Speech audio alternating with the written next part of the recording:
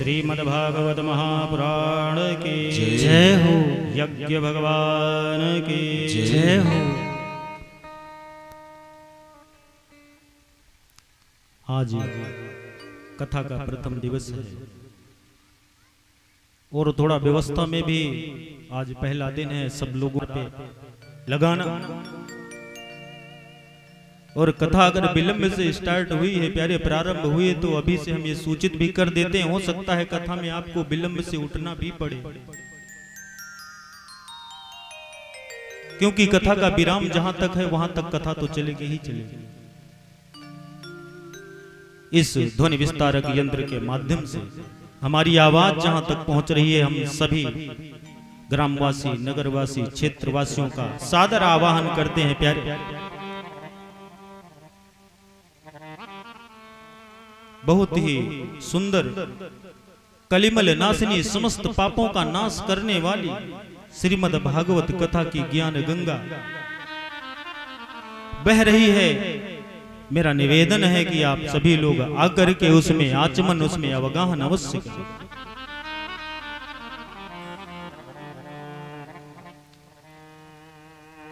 और कहते हैं कि अगर कोई भी हम कार्य प्रारंभ करते हैं, चाहे छोटा हो चाहे बड़ा हो, तो सबसे पहले गणेश जी को मनाते हैं,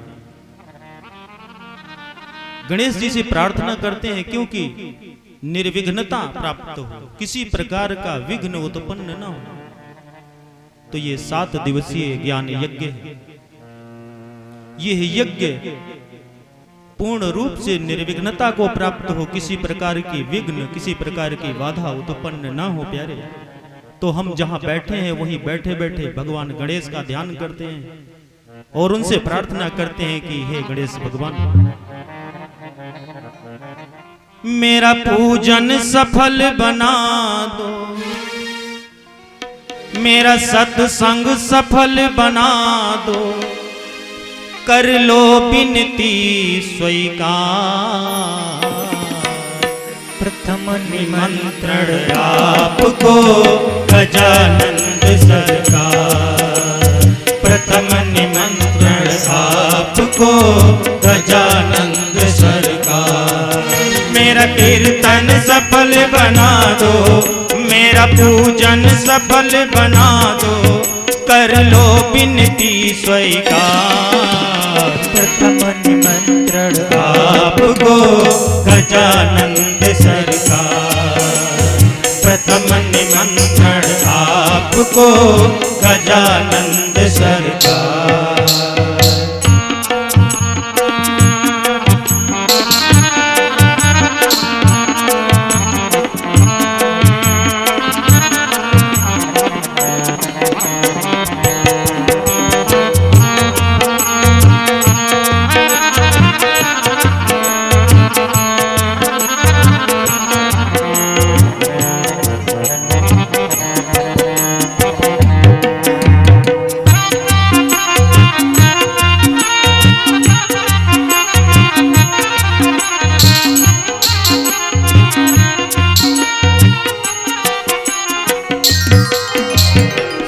देवों में सबसे पहले होती तेरी पूजा। सब देवों में सबसे पहले होती तेरी ही पूजा। तीन लोक में देख लिया है देव नहीं कोई दूजा।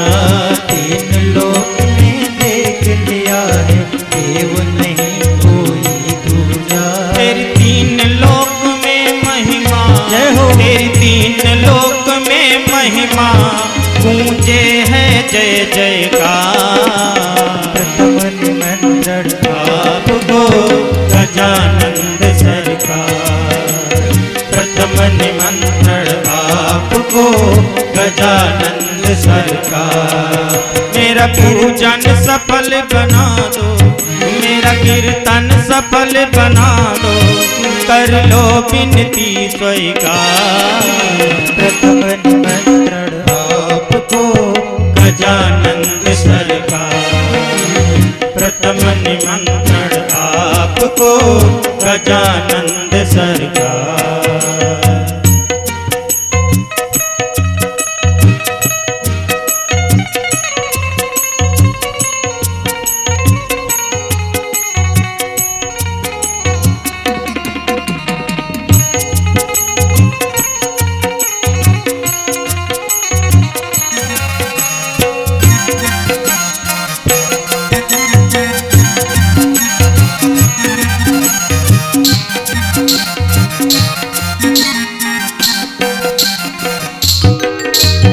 निर्बल को बल देने वाले ओढ़िन को देते काया। निर्बल को बल देने वाले ओढ़िन को देते काया। यम कुबेर दिक्पालों ने भी भेद तुम्हारा ना पाया। यम कुबेर दिक्पालों ने भी भेद तुम्हारा ना पाया। बेगा बेगा चले आओ, जय हो। बेगा बेगा चले आओ, हो मुँह से बेअसवा।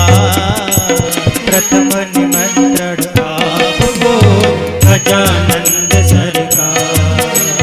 प्रथम निमंत्रण आपको गजानंद सरकार। मेरा पूजन सफल बना दो, जय हो। मेरा सत्संग सफल बना दो, कर लो विनती स्वीकार। प्रथम निमंत्रण आपको गजानंद सरकार। प्रथम निमंत्रण आपको गजानंद सरकार।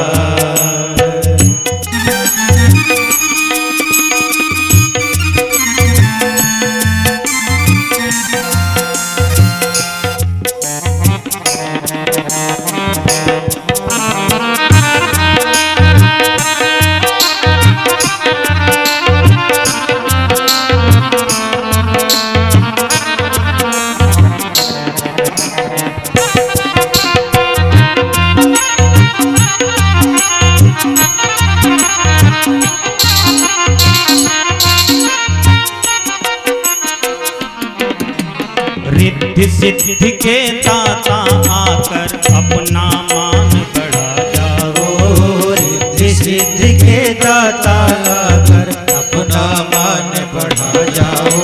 प्रेम भाव से करें प्रार्थना आकर भोग लगा जाओ। प्रेम भाव से करे प्रार्थना आकर भोग लगा जाओ। क्या सोच रहे मन मौजी, क्या सोच रहे मन मौजी, अब कैसा सोच विचार। प्रथम निमंत्रण आपको गजानंद सरकार। प्रथम निमंत्रण आपको गजानंद सरकार। मेरा पूजन सफल बना दो, मेरा सत्संग सफल बना दो, कर लो विनती स्वीकार। प्रथम निमंत्रण आपको गजानंद सरकार। प्रथम निमंत्रण आपको गजानंद सरकार। प्रथम निमंत्रण आपको गजानंद सरकार। प्रथम निमंत्रण आपको गजानंद सरकार। बोलिए गणेश भगवान की जय हो। सच्चिदानंद रूपाय विश्वोत्पत्त्यादिहेतवे तापत्रय विनाशाय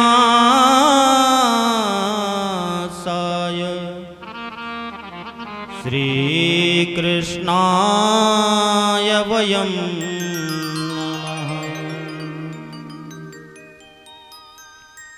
भगवान का स्वरूप कैसा है? सच्चिदानंद रूपाय विश्वोत्पत्त्यादि हेतवे, जो सद्घन चितघन और आनंद घन है,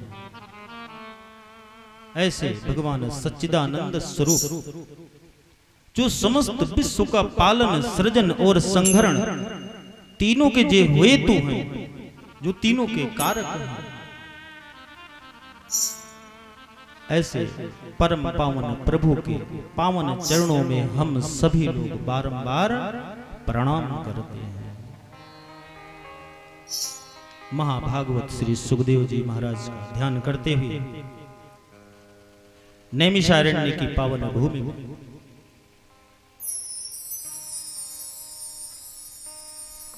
श्री सूत जी महाराज शौनक आदि ऋषियों को ये मंगलमयी कथा सुना रहे हैं।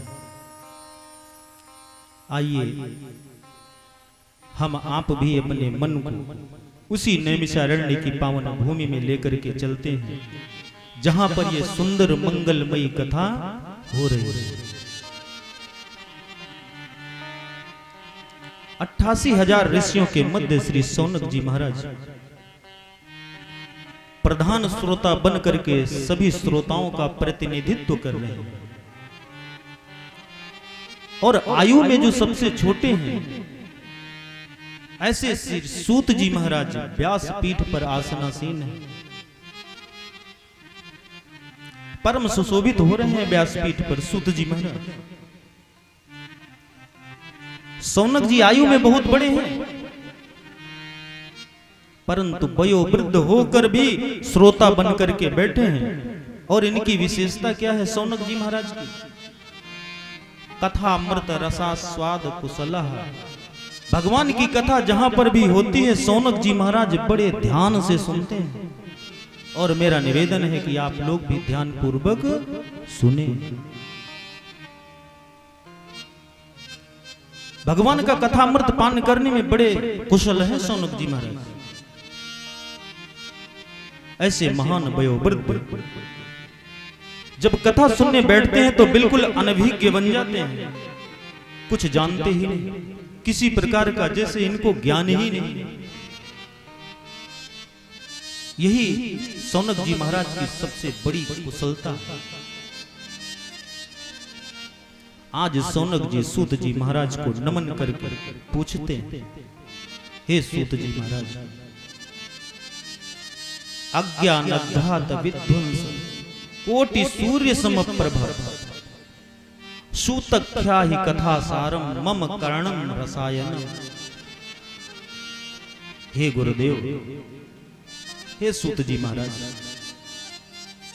हम लोगों के हृदय पटल पर अंधकार का बहुत बड़ा अज्ञान रूपी तिमिर विराजमान है महाराज, जो मेरे हृदय पटल को बिल्कुल बंद किए हैं। ये त्रिभुवन के अंधकार को दूर करने के लिए सूर्य भगवान की किरणें तो समर्थ हैं महाराज, पर जीव के हृदयगत अंधकार को दूर करने के लिए ये सूर्य की किरणें भी सामर्थ्यवान नहीं है। हे गुरुदेव, हे सूत जी महाराज, उस अज्ञान तिमिर को ध्वस्त करने के लिए आपके पास करोड़ों सूर्य का प्रकाश है। आप तो महाराज कोई ऐसा उपाय बताइए जिससे हम समस्त ऋषियों का, समस्त श्रोताओं का अज्ञान तिमिर ध्वस्त हो। हे सूत जी महाराज, हम ये जानना चाहते हैं, ज्ञान, भक्ति और वैराग्य को पुष्ट करने के लिए ये वैष्णव लोग क्या करते हैं? ऐसा कौन सा कार्य किया जाए महाराज जिससे माया मोह का निवारण हो?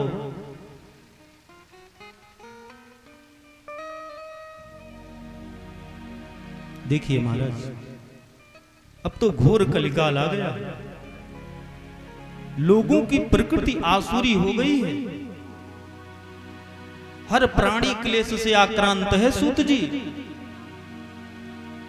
ऐसे प्राणियों का कल्याण कैसे हो महाराज? जो पवित्र को भी पवित्र कर दे, मंगल को भी मंगल कर दे, और जो भगवत प्राप्ति का सबसे सरलतम साधन हो, गुरुदेव कृपा करके वो प्रसाद हम सभी लोगों को आप प्रदान करें।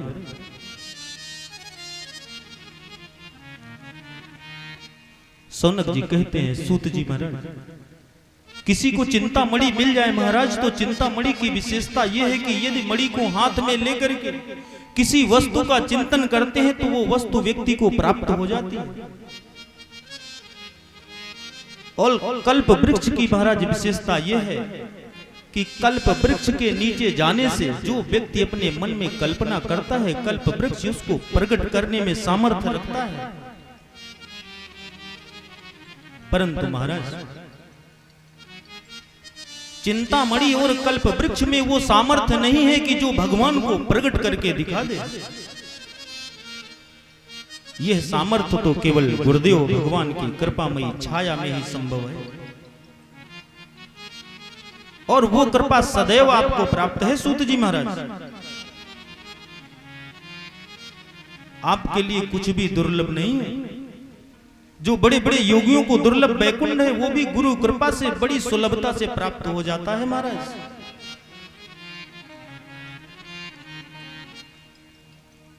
इसलिए मैं निवेदन करता हूं कि वो गुरु कृपा का प्रसाद हम लोगों को भी आप प्रदान करें।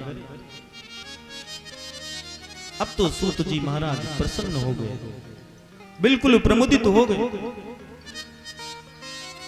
बोल पड़े, हे सौनकादि ऋषि, आपके मन में यदि हमारे प्रति इतना प्रेम है, इतना स्नेह है, तो अब हम तुम्हें समस्त शास्त्रों का सार सुनाने जा रहे हैं,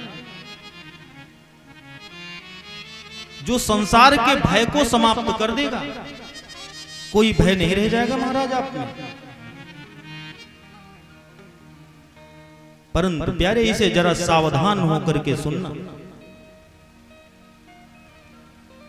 कहते हैं जब कोई कीमती वस्तु दी जाती है तो सबसे पहले सावधान किया जाता है। तो आपसे निवेदन है कि आप लोग भी कथा सावधानी से सुनना। अगर एक पल के लिए आप इधर उधर भटके तो फिर कथा आपसे छूट जाएगी, तो आप भी सावधान हो जाइए।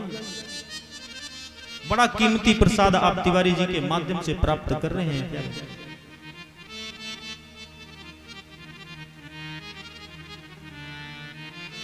सूत जी कहते हैं, ऋषि, संसार में सबसे बड़ा भय है मृत्यु का। मरने का भय प्रत्येक प्राणी को भयाक्रांत किए है। हर व्यक्ति मृत्यु से डर रहा है। परंतु प्यारे, ये तो मृत्यु लोक है, आया है सो जाएगा, राजा रंक फकीर। अमर हो करके कोई नहीं है, जो आया है उसका जाना सुनिश्चित है। और हम चाहते हैं कि हमारी जैसी स्थिति है ऐसी सदैव बनी रहे। संसार सरक रहा है और हम इसे पकड़ने दौड़ रहे हैं। हम इसे पकड़ना चाहते हैं, ये संसार हमारी मुट्ठी में आ जाए। कोई कितना भी प्रयास करे, परंतु ये संसार उसकी पकड़ में आने वाला नहीं है। हमारे साथ, हमारे चाहने पर भी यदि ये सरक रहा है तो हमें ध्यान देना चाहिए।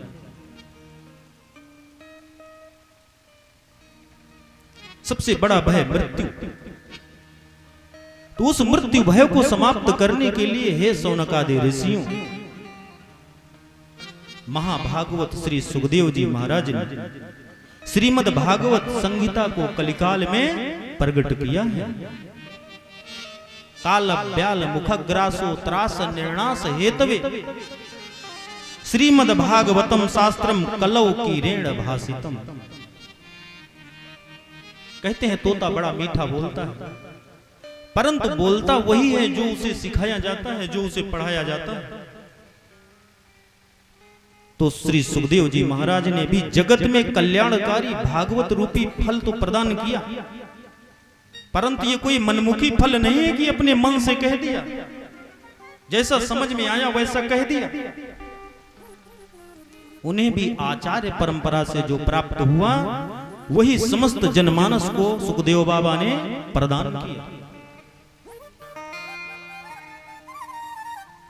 ऋषियों, जब महाराज परीक्षित के सामने मृत्यु का भय उत्पन्न हुआ,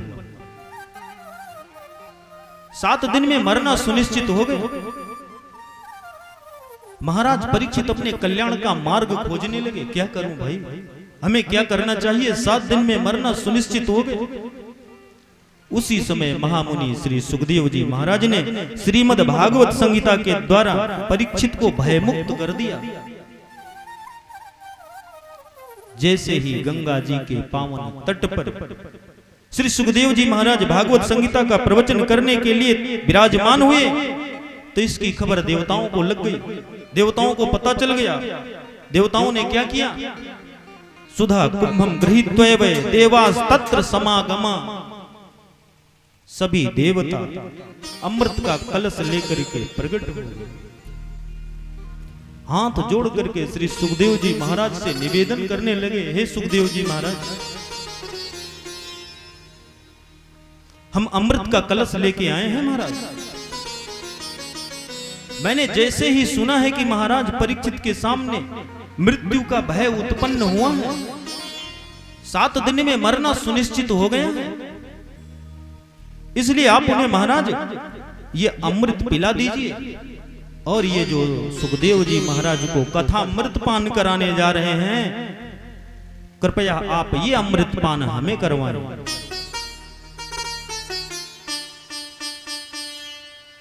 देवता लोग कहते हैं, सुखदेव जी महाराज आप तो परीक्षित जी को अमृत प्रदान कर दोगे तो मृत्यु का भय ही समाप्त हो जाएगा महाराज। परीक्षित जी तो अमर हो जाएंगे, उनका मृत्यु घोष समाप्त हो जाएगा। सुखदेव बाबा ने इतना सुना, बड़े आश्चर्य में पड़ गए। हे भगवान, ये देवता लोग भाई इतने स्वार्थी कब से हो गए? न हमने बुलाया, न परीक्षित जी ने कोई निमंत्रण देवताओं को दिया, न इन्होंने पुकारा। अरे ये बिना मतलब में ये कैसे अमृत का कलश लेकर के चले आए? और अमृत कोई ऐसी वैसी वस्तु तो है नहीं। समुद्र मंथन हुआ इसके लिए, और उस समुद्र मंथन के लिए अमृत के बंटवारे को लेकर के बहुत बड़ा देवासुर संग्राम हुआ। तो इतना दुर्लभ अमृत ये देवता लोग बिना बुलाए बिना पुकारे आखिर कैसे लेके चले आए? महान आश्चर्य हुआ। देवताओं ने जब ये प्रस्ताव रखा तो सुखदेव बाबा बड़े जोर से हंसे। अरे देवताओं, अरे ठगियाओं, तुम्हारे आते ही मैं समझ गया कि कुछ गड़बड़ है। अरे देवता, आप लोग दधीची महाराज को प्रणाम करने गए, दधीच बाबा को प्रणाम करने गए, तो बदले में उनसे हड्डियां मांग के लेके चले आए। तुम लोग बड़े स्वार्थी हो देवताओं, अपना कार्य करने में आप लोग बहुत निपुण हो, और हमें भी ध्यान देना चाहिए। यदि कोई व्यक्ति हमारे स्वार्थ के बारे में ज्यादा चर्चा करे तो थोड़ा सावधान भी हो जाना चाहिए। भाई, ये व्यक्ति इतना उदार क्यों हो रहा है मेरे लिए, क्या कारण है? तो देवताओं ने सबसे पहला फायदा गिनाया महाराज परीक्षित। कहते हैं कि सुखदेव जी, आप अगर इनको अमृत प्रदान कर दोगे महाराज, तो ये तो अमर हो जाएंगे, मृत्यु का भय समाप्त हो जाएगा। सुखदेव बाबा ने बड़ा विचार किया, कहने लगे, अरे देवताओं, आप लोग श्रद्धा के साथ आते, श्रोता बन करके आते, तो मैं तुम्हें ये कथामृत अवश्य सुनाता। परंतु तुम तो सौदागर बन के आए हो महाराज, और सौदागर ही नहीं, अभी तुम वहां ठगिया बन के आए हो। क्योंकि कोई कांच का टुकड़ा दे करके बदले में करोड़ों की कीमती मणि ले, ऐसा संभव हो सकता है क्या? अदला बदली तो महाराज बराबर की वस्तुओं की होती है। अरे तुम्हारा अमृत कांच का टुकड़ा है, और मेरा भागवत कथा अमृत बहुत ही कीमती मणि है, और विनिमय तो बराबर की वस्तुओं की होती है, अदला बदली बराबर की वस्तुओं की होती है। सूत जी महाराज कहते हैं, हे ऋषियों, ये देव दुर्लभ कथा अमृत है, क्योंकि देवताओं को सुखदेव बाबा ने डांट करके भगा दिया। सौनक जी महाराज हाथ जोड़ करके खड़े हो गए, बोले, महाराज, अरे इतना सुंदर, इतना दिव्य अमृत, और देवताओं को भगा दिए। अब आप कृपा करके महाराज ये बताइए कि इस भागवत कथामृत की विशेषता क्या है, कि अमृत के बदले में देवता लोग आए और उनको नहीं पान करवाया कथामृत। सूत जी महाराज कहते हैं, ऋषियों, स्वर्ग का सुधामृत दीर्घ जीवी बनाता है, परंतु हरि कथामृत दिव्य जीवी बनाता है। स्वर्ग का सुधामृत अमरत्व प्रदान करता है, परंतु हरि कथामृत अभयत्व प्रदान करता है, व्यक्ति को अभय बना देता है। सुखदेव बाबा ने खूब तौल करके निर्णय दिया कि हरि कथामृत ही हर दृष्टि से दिव्य है।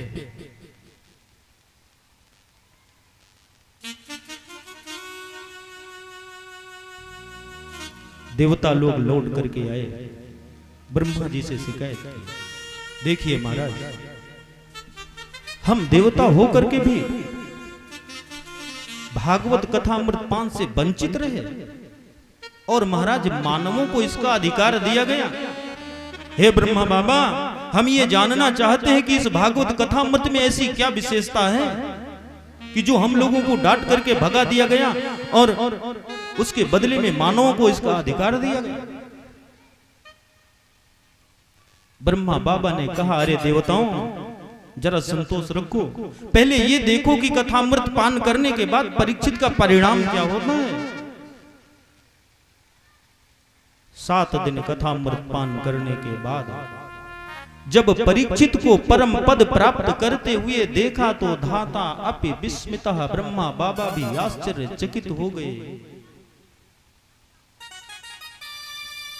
सब देवता और महात्मा आश्चर्यचकित रह गए। श्रीमद् भागवत की तुलना में सारे शास्त्र कम पड़ गए।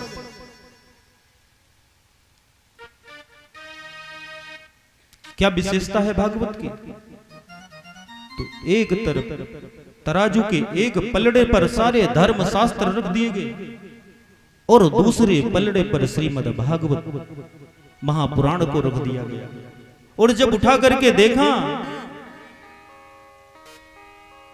तो जिस पर सारे धर्म ग्रंथ रखे थे पलड़ा बिल्कुल ऊपर लटक गया। सारे देवता आश्चर्य में पड़ गए। महात्माओं ने तुरंत घोषणा कर दी, अरे साक्षात भगवान कृष्ण ही कलयुग के कलुषित प्राणियों का कल्याण करने के लिए श्रीमद् भागवत संहिता में आकर के विराजमान हो गए। इसलिए प्यारे भागवत के प्रत्येक अक्षर में, प्रत्येक शब्द में गोविंद की श्यामलता समाई हुई है। यह साक्षात भगवान का वांगमय विग्रह है। ऋषियों ने सूत जी से प्रश्न किया, महाराज ये 7 दिन में श्रीमद् भागवत कथा सुनने की परंपरा कब से प्रारंभ हुई? सूत जी कहते हैं, सनक, सनंदन, सनातन और सनत कुमार इन चारों भाइयों ने सबसे पहले देवर्षि नारद को सुना करके ये सप्ताह की परंपरा प्रारंभ की। सौनक जी ने तुरंत पूछ लिया, महाराज एक बात बताइए, नारद जी तो 2 घड़ी से ज्यादा कहीं टिकते नहीं हैं, और ऐसे अस्थिर नारद महाराज ये जानना चाहते हैं कि 7 दिन में बैठ करके इस भागवत कथा को कब सुना, क्यों सुना और कहां सुना? महाराज कृपा करके बताइए। सूत जी कहते हैं, ऋषि एकदा हि विशालाया चत्वारि ऋषयो मलः सत्संगार्थ समायाता ददर्शो तत्र नारदम। एक बार की बात है, विशालापुरी नाम बद्री नारायण धाम,